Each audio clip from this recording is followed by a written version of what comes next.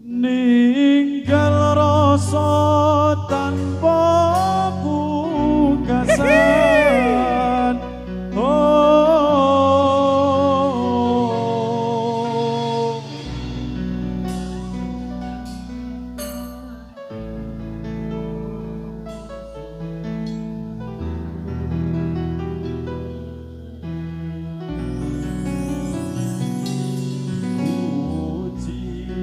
jiwaning tresno dinatu ing nolot tanpa swara mudar tali asmara kadya labu kakowo maruta.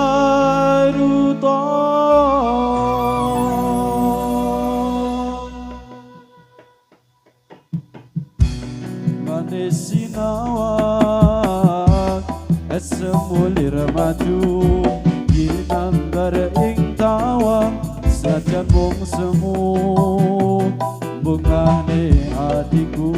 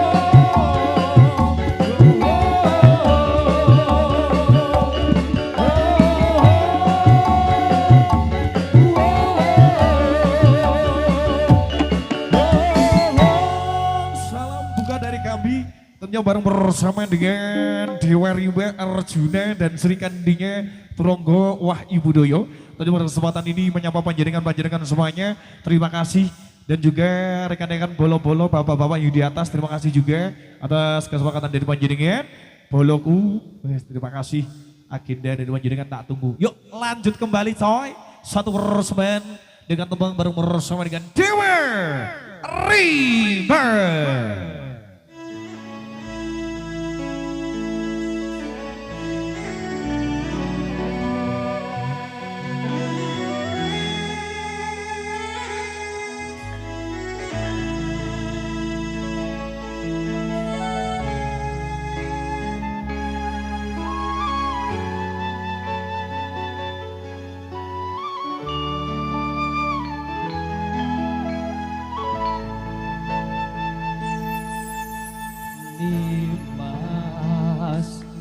Kesayangan koyong opo rasane ati iki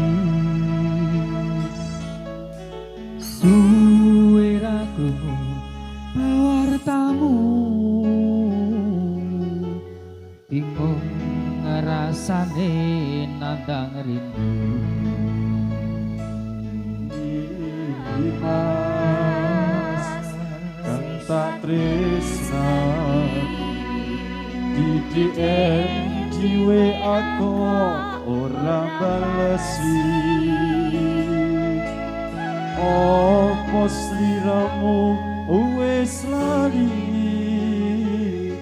janji suci ngendi kamu ini Aku rangemes ning atiku miris nalika rasane apa wis ana gantine yo yo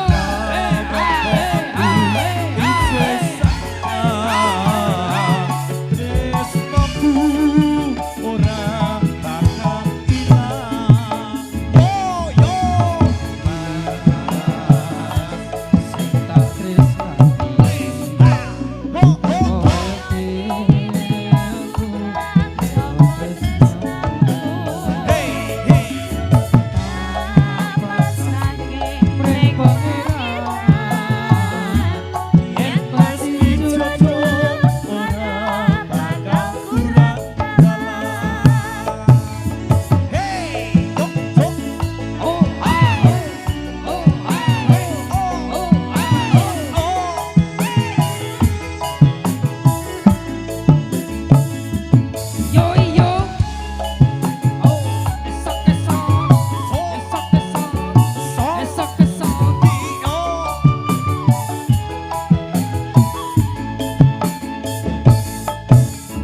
aku rangemes ning atiku miris curiga rasane apa wis ana gantine kamangka aku ije sayang tresnaku ora bakal ilang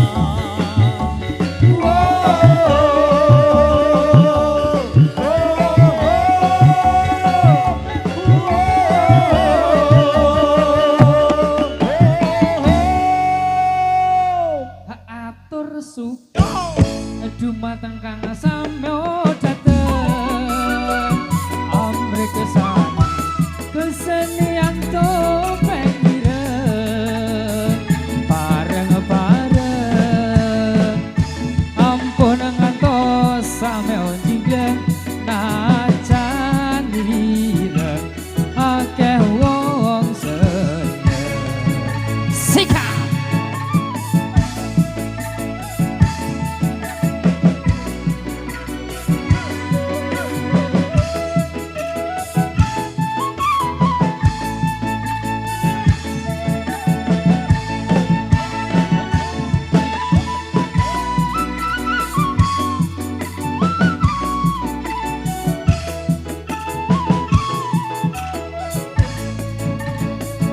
atur kula dumateng kang samya mirsa ageng kali kakung putri sepo muda sedaya yen wonten lepan kawula nyuwun mugi pangapura sampun cekap kang katos atur kawula sekejapno anggenipun lenggah ira sedaya sinambi mreksa kawula kang rupane boten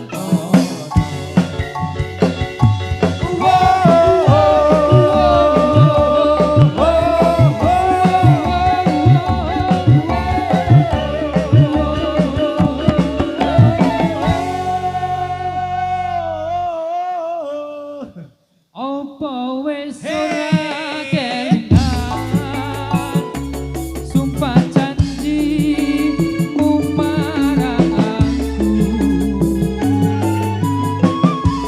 sinek sen lintang rembulan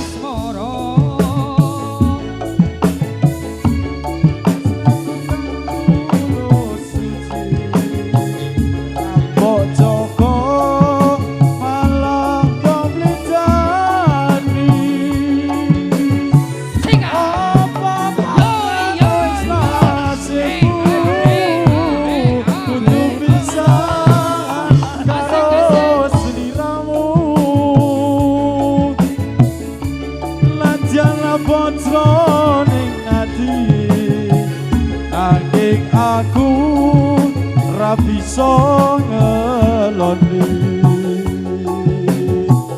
lilo atiku wis lilo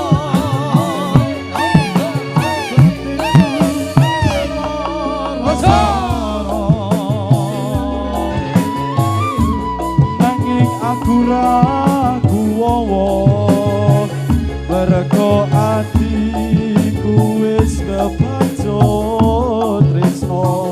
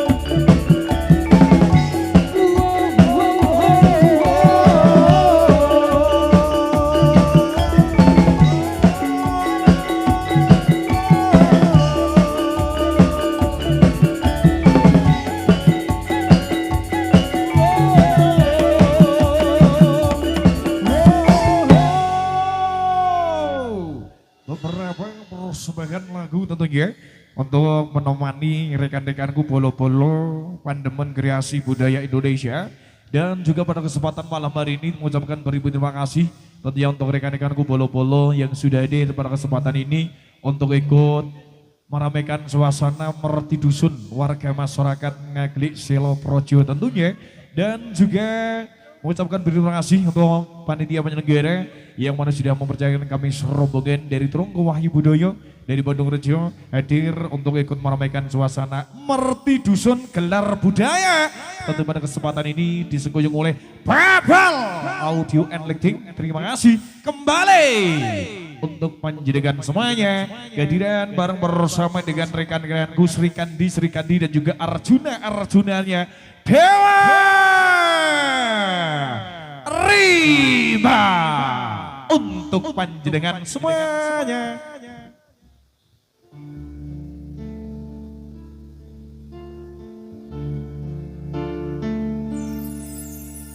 Sineksen bulan kekencar ing ratri, murid jagat bareng lawan si regi. Nata bunga ngrenggo tresno nyanding sliramu, kaya manis sesotyaku.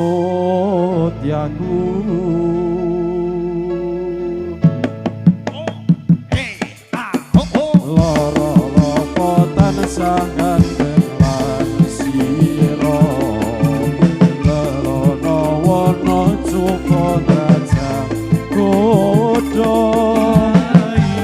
aku demi janji suci kang mesti nali nyawiji tekane pati.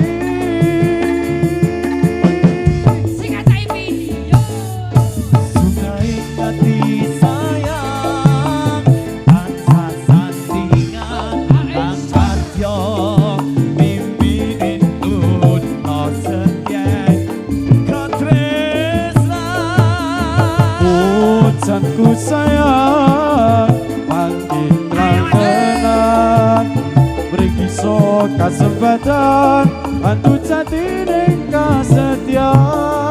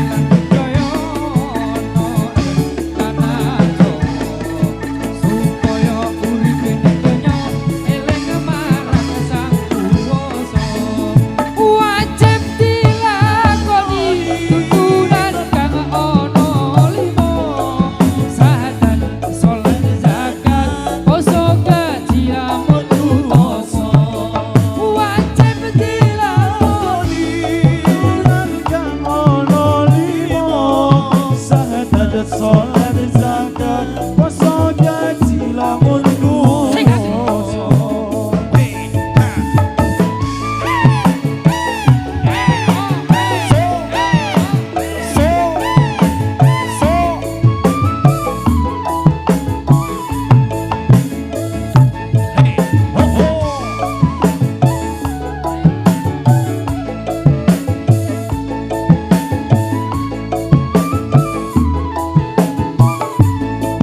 wajib dilakoni tuturan kang ono limo sahadat sholat zakat poso gaji amun utama wajib dilakoni ono limo sahadat sholat zakat poso gaji lamunku poso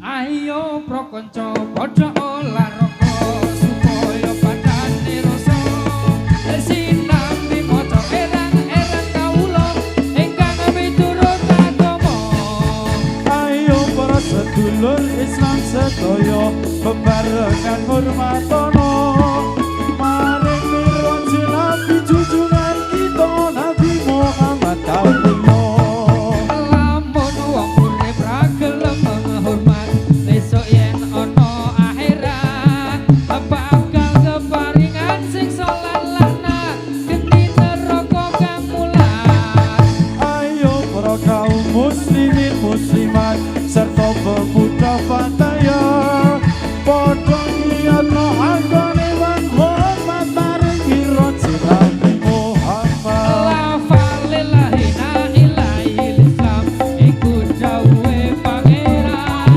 agama bukuhe Gusti Allah Islam iku den lakoni tenan lamun wong urip ra gelem ngurmati besok yen ana akhirat bakal keparingan siksa lan laknat geni neraka lan bulan. Terima kasih juga tentunya untuk teman-teman dari Sasongko Budaya Muda yang kini sudah bekerja sama mendirikan suatu event acara Merti Dusun warga masyarakat Ngaglik Selo Projo tercinta. Tentunya pada kesempatan ini mengucapkan beri-beri terima kasih Karang Taruna Ngaglik, yaitu organisasi dari Karang Taruna Ngaglik tercinta. Terima kasih juga Babel Audio and Lighting untuk menjadikan semuanya. Kita lanjut kembali di tempat yang selanjutnya bareng bersama dengan Dewa Rimba. warunge dibuka ditata sendok sang